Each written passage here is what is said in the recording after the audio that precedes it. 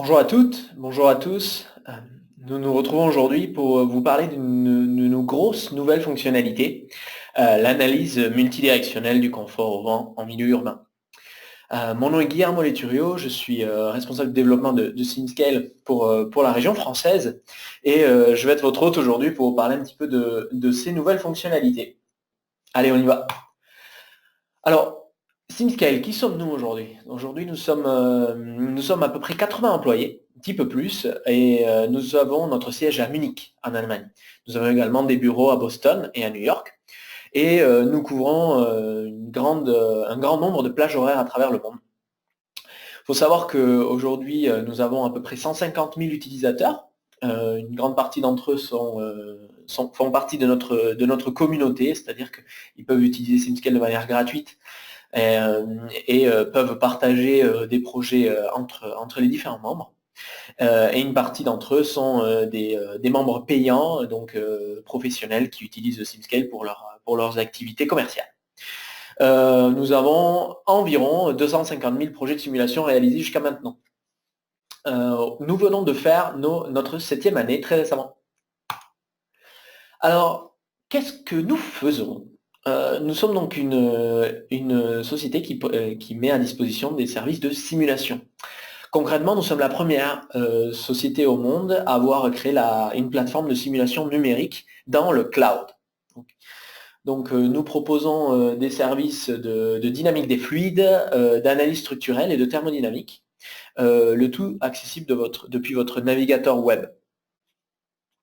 Alors, de quoi allons-nous parler aujourd'hui? L'ordre du jour est donc l'analyse multidirectionnelle du confort au vent en milieu urbain. On va passer quelques minutes à comprendre qu'est-ce que c'est et pourquoi c'est important, pourquoi cela devrait vous intéresser. Nous allons aussi revoir rapidement quel type de solutions ont été proposées jusqu'à maintenant et globalement pourquoi la CFD serait une bonne solution dans différents cas. Donc, je vous propose de démarrer par une vue d'ensemble, d'accord, de notre outil, ainsi qu'un tutoriel. Donc, l'idée, ça va être de revoir ensemble un petit peu euh, le- les étapes qui vont être nécessaires pour la mise en place d'une simulation et la définition des paramètres du modèle. Vous allez voir, c'est vraiment très facile. Et deuxièmement, je vais proposer de passer un peu de temps sur l'analyse de résultats, donc la visualisation de résultats et leur interprétation. Mais avant de rentrer dans les détails de notre outil, je voulais vous parler un petit peu de ce qu'est le modèle de Lattice-Boltzmann en général. Donc c'est un modèle qui est alternatif au modèle plus classique des éléments finis, qui est le plus connu. Donc le modèle de Lattice-Boltzmann est assez récent et c'est grâce au progrès dans la puissance de calcul qu'on est aujourd'hui capable de vous le proposer. Et c'est lié aussi à notre service cloud qui a beaucoup plus de puissance de calcul que les modèles classiques.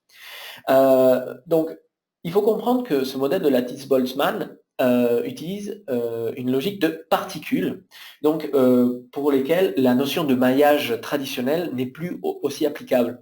En fait, la maîtrise du maillage n'est plus nécessaire et c'est extrêmement automatisé, d'où le sans maillage avec des guillemets.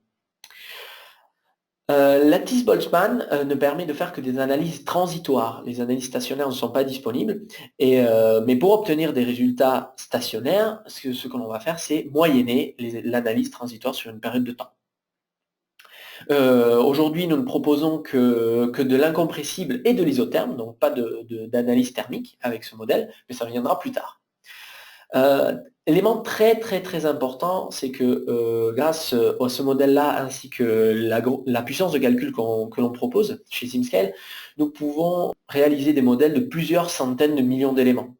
Donc simuler des quartiers entiers, des villes entières avec un très très bon niveau de maillage de finesse. Autre élément important, c'est que les calculs sont réalisés sur des cartes graphiques, donc dans le cloud, donc un cluster de cartes graphiques, ce qui permet des résultats très rapides. Alors pour ceux qui sont habitués à l'interface de SimScale, vous aurez vu que donc les modèles de Lattice-Boltzmann sont disponibles dans notre menu avec un petit logo Pro. D'accord? Donc nous avons aujourd'hui deux types de simulation, un compressible, PM, qui est la version généraliste de ce solver, ainsi que la partie Pedestrian Wind Comfort, donc développée spécifiquement pour ce type d'application. Donc vous verrez, c'est l'application est la plus simple possible. Aujourd'hui, nous allons essentiellement parler de ce type de simulation, donc Pedestrian Wind Comfort, qui est donc l'objet de cette mise à jour. Allez, on y va. On va attaquer par la mise en place de la simulation dans une première temps. Pour ce processus de mise en place de la simulation, on va décomposer ça en 3 étapes et c'est tout. Nous allons commencer donc par définir la région d'analyse. D'accord. Ensuite, nous allons s'occuper de notre rose des vents, donc qui vont être nos données météorologiques. Et ensuite, on va définir les zones piétonnes dans notre modèle. Donc, c'est les zones dans lesquelles nous allons nous intéresser aux résultats. Quelqu'un qui n'a pas l'habitude, ça va lui prendre aux alentours de 15 minutes, le temps de comprendre les différentes options. Mais une fois que vous l'aurez fait quelques fois, vous verrez 2-3 minutes, c'est vraiment le temps standard que cela va vous prendre. Donc, première étape, il va s'agir de définir la région d'analyse. Très concrètement, il s'agit de définir un disque, d'accord, avec un rayon ici, ainsi qu'un ensemble de coordonnées, donc X, Y et Z, qui vont définir le centre de ce disque. Globalement, cela permettra de dessiner ce volume qui va être au-dessus de notre modèle et qui va constituer notre région de calcul. Dernière étape, il va s'agir de définir l'angle de la direction nord, ce qui va nous permettre de donner toutes les informations nécessaires pour la deuxième étape, qui va être donc notre rose des vents. Donc tout simplement, cette étape consiste à importer les données météorologiques qui vont être nécessaires à la réalisation de notre analyse d'impact du vent. Il y a deux possibilités. Donc aujourd'hui, il est nécessaire d'importer la rose des vents à partir de données stat, STAT, donc qui sont disponibles sur le web, sur différents fournisseurs de données météorologiques. Mais demain, donc dans quelques temps, nous serons en mesure de vous proposer un workflow simplifié où simplement vous allez devoir introduire le nom de la ville dans laquelle vous vous trouvez, donc télécharger les données directement auprès de notre base de données. Il va également être nécessaire de choisir le standard technique qui va consister au type d'interprétation du vent. Donc ici nous avons la norme européenne et des normes néo-zélandaises, mais ça c'est des types de standards que nous allons enrichir avec le temps. Enfin, il y a toute une étape qui consiste à définir l'exposition du vent de nos différentes directions. Donc si l'on veut tenir en compte que en amont de notre flux de vent, il y a de la ville, une région de terrain ouverte, de la campagne, etc. C'est vraiment pour permettre une simulation plus précise de notre vent en amont. Et troisième et dernière étape, donc nous allons définir nos zones piétonnes. Donc nous avons la possibilité de définir une zone au niveau du sol, donc choisir notre sol comme référence, puis ajouter une certaine distance, par exemple 1,5 m, qui est mon standard. Mais nous pouvons également sélectionner des surfaces qui ne sont pas le sol, donc qui peuvent représenter des terrasses, des balcons et autres. Et là aussi définir notre zone piétonne. L'objectif étant que l'on puisse visualiser les résultats de la simulation dans ces zones-là. Donc voici pour la mise en place de la simulation. Maintenant, nous allons nous intéresser rapidement au type de résultats que l'on peut obtenir. Donc, vous allez visualiser un petit peu le temps que ça va prendre, le type de conclusion que l'on peut tirer et prochaines étapes possibles donc, de simulation. Le type de résultats que nous proposons aujourd'hui, donc tout ça commence par les critères de confort, qui est vraiment l'objectif principal de ce type d'analyse. Donc, il existe aujourd'hui plusieurs critères au travers le monde. Donc nous en proposons 3. Les critères de Lawson, les critères de Davenport et le critère NEN 8100, qui donc ce dernier étant le plus récent et donc qui a été développé par l'université aux Pays-Bas. Donc, à quoi cela correspond-il? Donc, c'est tout simplement la représentation visuelle d'une analyse statistique de différentes plages de vent et où est-ce que cela se donne sur notre modèle. Donc, si nous prenons l'exemple de critères de Lawson et de la région bleu foncé, donc c'est la région A, donc cette région correspondrait à une activité confortable, donc une activité assise sur une longue durée, de manière confortable. Nous allons définir plusieurs types de représentations. Donc, par exemple, certaines régions seraient inconfortables pour passer du temps assis, mais par contre, si l'on est debout ou en train de marcher, cela donnerait une bonne sensation de confort. À l'extrême, nous nous retrouvons dans la zone rouge, qui est donc une zone à risque, donc qui peut même représenter des risques pour les personnes qui s'y trouveraient. On peut prendre l'exemple de cette terrasse ici. Donc cela peut être dangereux de se trouver sur cette terrasse sans des protections nécessaires. Autre type de résultat, donc, l'analyse transitoire. Comme je vous le disais, donc, le modèle de Lattice-Boltzmann réalise tous les calculs en transitoire et l'on obtient un résultat stationnaire par calcul de moyenne.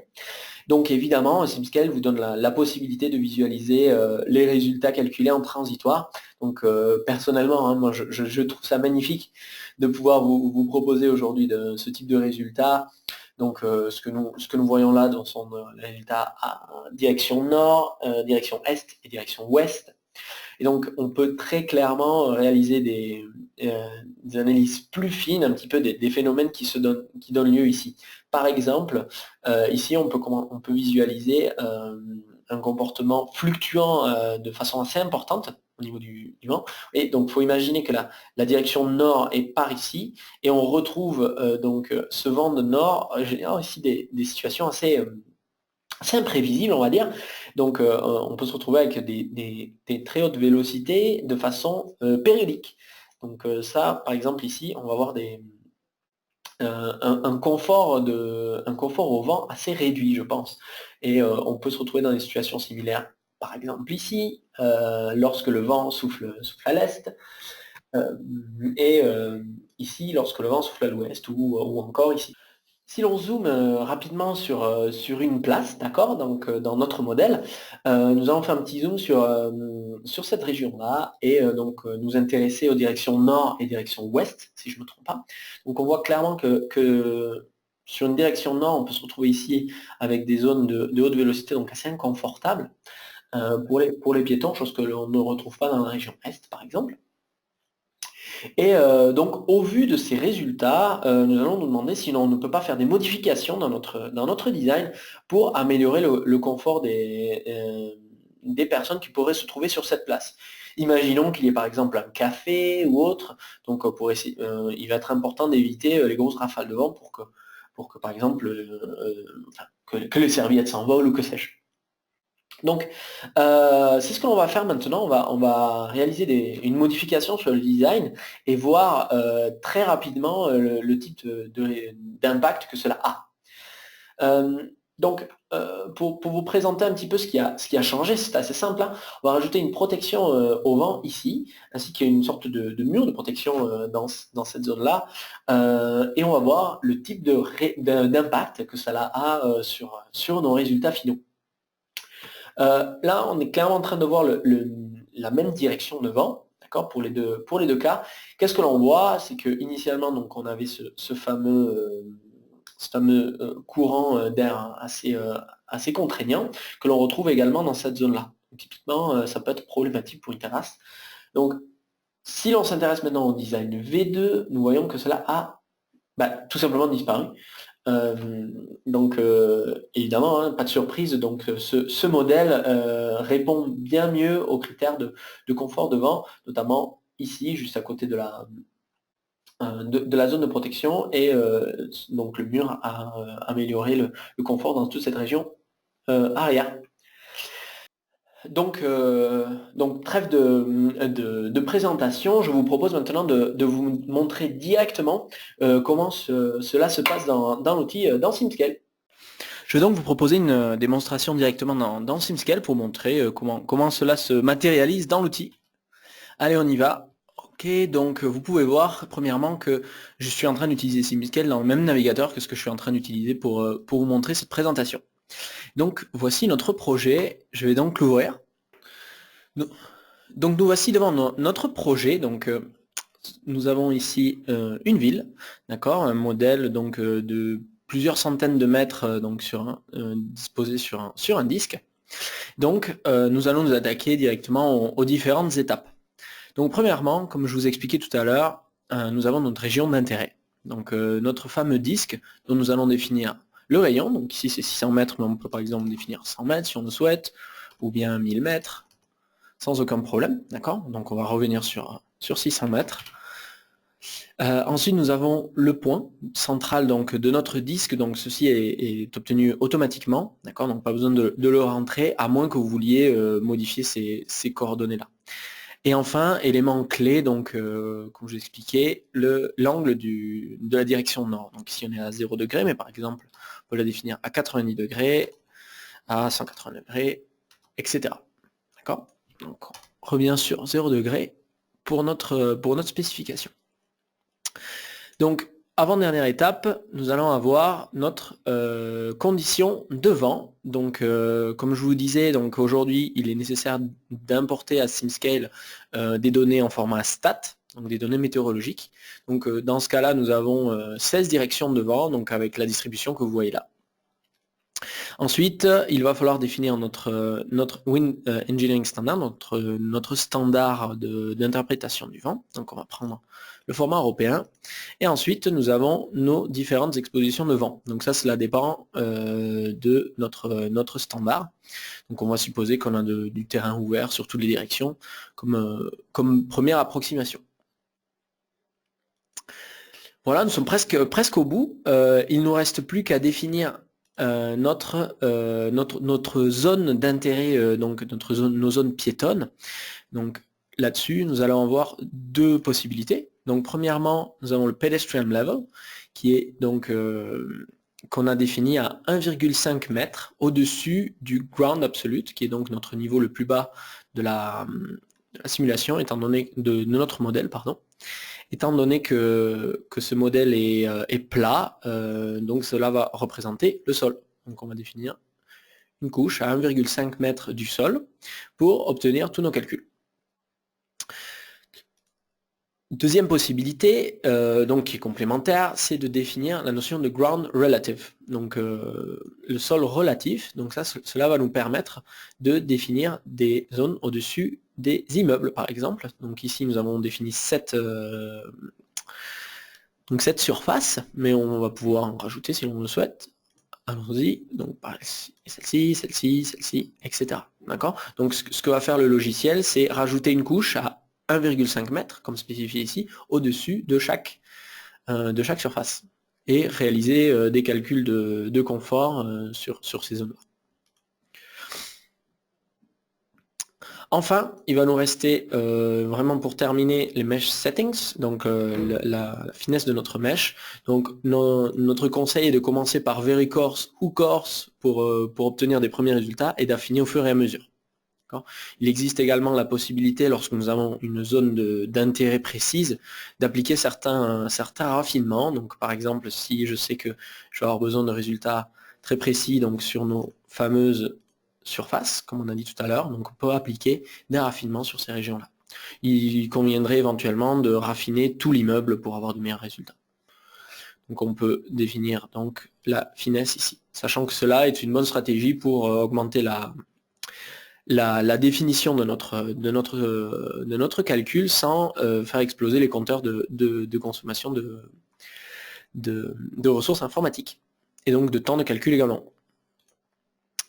Et voilà, donc c'est tout ce qu'il faut faire pour mettre en place notre simulation. Donc comme on vous disait, donc définition de la région d'intérêt, définition des régions de nos données de vent, donc nos données météorologiques, pardon, et nos zones piétonnes. Voilà. Et enfin donc le maillage pour avoir une référence pour un premier calcul. Nous allons maintenant nous intéresser aux résultats de nos calculs. Donc voici les résultats pour cette première région où on a défini le nord par exemple à 0 degré. Donc on va obtenir deux grands types de résultats avec nos analyses de pedestrian wind comfort sur SimScale. Premièrement, nous allons obtenir des données statistiques de surface, donc c'est un calcul moyenné, donc un traitement statistique des données, pour obtenir nos fameux critères de confort. Donc ici, nous avons le critère de Lawson, mais on peut également sélectionner Davenport, le NEN 8100, etc. Donc, ça, c'est tout simplement le résultat, c'est ce qui va intéresser la plupart de nos clients aujourd'hui, donc ce type d'analyse. Il est également possible, donc lorsqu'on veut faire une analyse plus fine de nos résultats, étant donné qu'on a fait des calculs transitoires, évidemment, on va pouvoir s'intéresser à la réponse transitoire de notre modèle. Donc par exemple ici, j'ai choisi la réponse transitoire sur la direction nord, tout simplement. Et voici ce que l'on peut obtenir. Donc ça, c'est le résultat pour la première frame, et on peut l'animer. Ici, donc voilà, notre serveur va commencer à calculer les différentes frames, les différentes images, et une fois que c'est terminé, vous aurez une animation fluide. Donc ceci va nous permettre d'analyser des éléments transitoires, donc par exemple des éléments cycliques qu'on peut retrouver un petit peu ici. Vous voyez donc cette réponse cyclique qui est très claire dans cette zone-là, par exemple. Et évidemment, de façon beaucoup plus simple, le résultat moyenné sur notre temps de calcul. Donc ça, c'est la réponse moyennée, donc qui est évidemment statique. Voici un petit peu, donc, de façon très globale, la présentation que je souhaitais vous faire donc sur SimScale. J'espère que cela vous a plu. Donc si je reviens très rapidement sur notre présentation, je tenais également à vous montrer que nous sommes compatibles avec la topographie. Donc, vous voyez quelques résultats donc c'est la moyenne statistique donc de Lawson et des résultats transitoires donc sur plusieurs directions. Donc nous arrivons à la fin de cette présentation. Donc en guise de conclusion, je souhaitais simplement rappeler le temps de calcul qui a été donc pour ces modèles de 2 heures et demie. Donc il est tout à fait possible d'obtenir des résultats sur 16 directions de vent en une matinée, tout simplement. Donc on va pouvoir obtenir des résultats très rapides, donc pour prendre des décisions de design en boucle fermée de façon assez agile. Vous allez pouvoir comparer plusieurs designs, vous allez pouvoir prendre des décisions en amont du processus de façon tout à fait autonome et tout à fait simplifiée. Voilà, je tenais à vous remercier pour votre attention. Donc pour rappel, mon nom est Guillermo Liturio, je suis donc responsable du développement de SimScale en France. Vous aurez mes coordonnées en dessous dans la description de cette vidéo. Voilà, ce serait un plaisir d'échanger avec vous, si ce soit du point de vue technique ou si vous pensez que ça peut être intéressant pour vos activités. Merci encore, à très bientôt.